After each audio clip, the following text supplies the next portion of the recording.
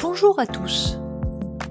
Dès la fin des années 60, l'univers du développement personnel a accordé de plus en plus d'importance au langage non verbal, si bien qu'il a fini par supplanter le langage verbal.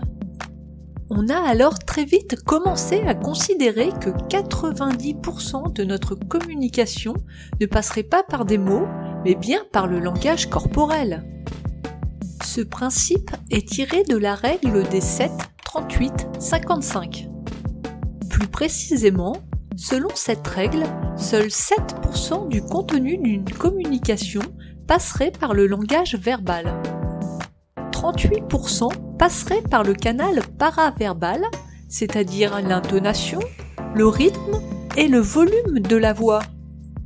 Enfin, 55% passerait par le langage corporel. Pourtant, cette répartition est rapidement mise à mal si l'on tente de comprendre une personne qui s'exprime dans une langue étrangère que l'on ne maîtrise pas du tout, par exemple le chinois. En fait, la règle des 7, 38, 55, qui est tirée de deux expériences menées en 1967, a été mal interprétée par de nombreux coachs en communication.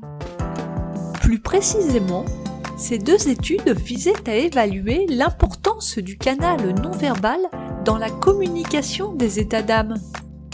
Or, si la règle des 7, 38, 55 est bien avérée dans le cadre strict de l'évaluation des sentiments et des états d'âme, elle ne peut pas être généralisée au-delà de ce cadre.